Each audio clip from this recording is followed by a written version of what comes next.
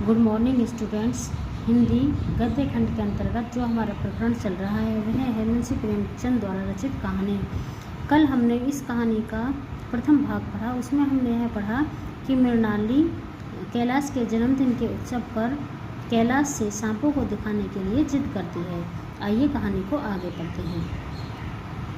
कैलाश ने कहा, नहीं, कल ज़रूर दिखा दूंगा। इस वक्त अच्छी तरह दिखा भी नहीं सकूंगा।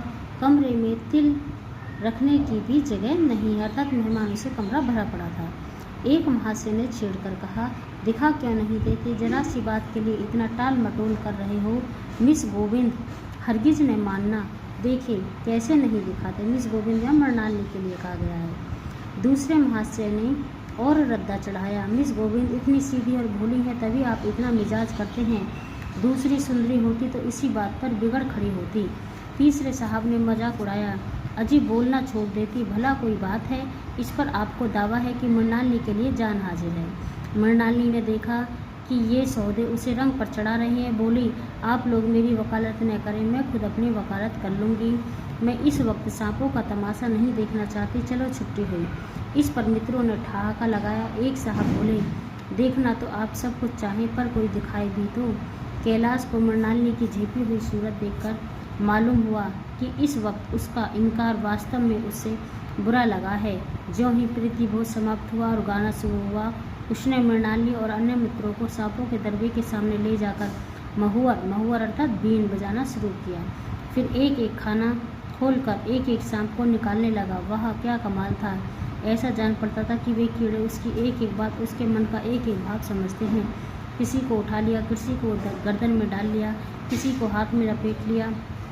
मृणालिनी बार बार मना करती कि उन्हें गर्दन में न डालो, दूर ही से दिखा दो, बस जरा नचा दो। कैलाश की गर्दन में सांपों को लिपटते देखकर उसकी जान निकल जाती थी। पछता रही थी कि मैंने व्यर्थ ही इनसे सांप दिखाने को कहा। मगर कैलाश एक न सुनता। प्रेमिका के सम्मुख अपने सर्प कला प्रदर्शन का ऐसा अवसर पाकर वह कब चूकता। एक मित्र ने टीका की दांत तोड़ डाले होंगे, अर्थात सांप के लिए वो बोले थे कि दांत तोड़ डाले होंगे, तभी तो उसने गले में डाल रखे हैं। कैलाश हंसकर बोला, दांत तोड़ डालना मदारियों का काम है, किसी के दांत नहीं तोड़े गए हैं, कहिए तो दिखा दूं। कहकर उसने एक काले सांप को पकड़ लिया और बोला, मेरे पास इससे बड़ा और जहरीला सांप दूसरा नहीं है। अगर किसी को काट ले तो आदमी आनन फानन में मर जाए। इसके कांटे का मंत्र नहीं है, इसके दांत दिखा दूं? मृणाली ने उसका हाथ पकड़कर कहा, नहीं नहीं कैलाश, ईश्वर के लिए उसे छोड़ दो, तुम्हारे पैरों पड़ती हूँ। इस पर एक दूसरे मित्र बोले, मुझे तो विश्वास नहीं आता, लेकिन तुम कहती हो तो मान लूँगा। कैलाश ने सांप की गर्दन पकड़कर कहा, नहीं साहब, आप आंखों से देखकर मानिए। दांत तोड़कर वश में किया तो क्या किया।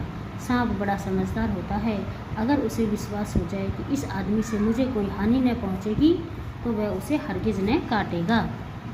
मृणालिनी ने जब देखा कि कैलाश पर इस वक्त भूत सवार है तो उसने यह तमाशा न करने के विचार से कहा, अच्छा भाई, अब यहाँ से चलो, देखो गाना शुरू हो गया है, आज मैं भी कोई चीज़ सुनाऊंगी। यह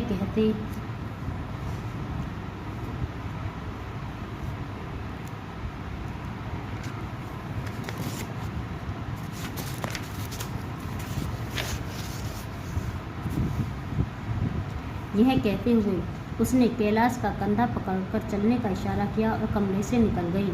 मगर कैलाश विरोधियों का शंका समाधान करके ही दम लेना चाहता था। उसने सांप की गर्दन पकड़कर जोर से दबाई, इतनी जोर से दबाई कि उसका मुंह लाल हो गया, देह की सारी नसें तन गईं।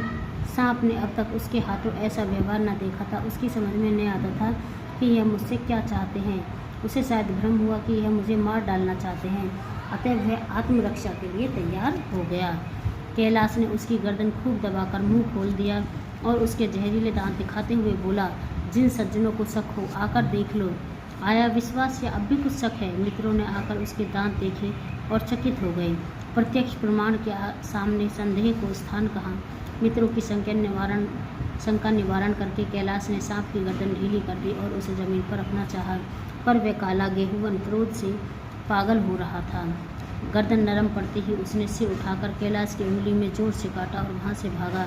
कैलाश की उंगली से टप टप खून टपकने लगा। उसने जोर से उंगली दबा ली और अपने कमरे की तरफ दौड़ा।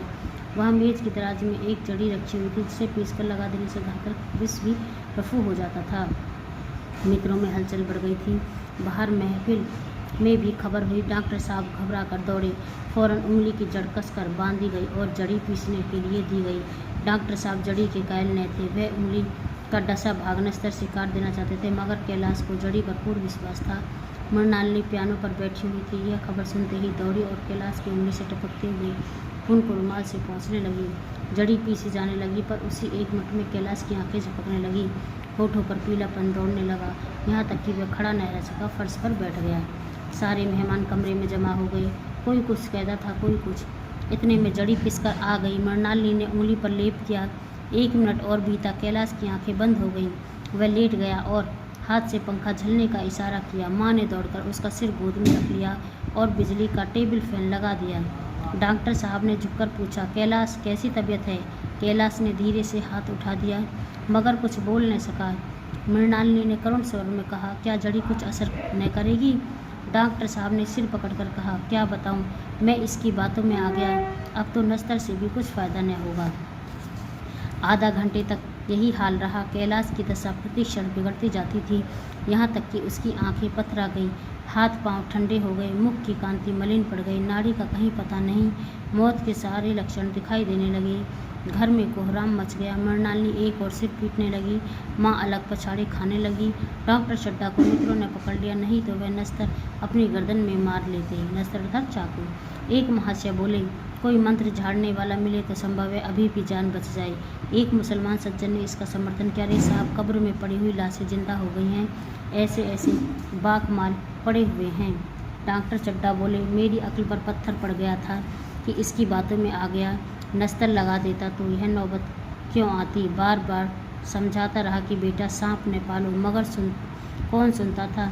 बुलाइए, किसी झाड़ फूक करने वाले को ही बुलाइए, मेरा सब कुछ ले ले, मैं अपनी सारी जायदाद उसके पैरों में रख दूंगा, लंगोटी बांधकर घर से निकल जाऊंगा, मगर मेरा कैलाश, मेरा प्यारा कैलाश उठ बैठे, ईश्वर के लिए किसी को बुलवाइए।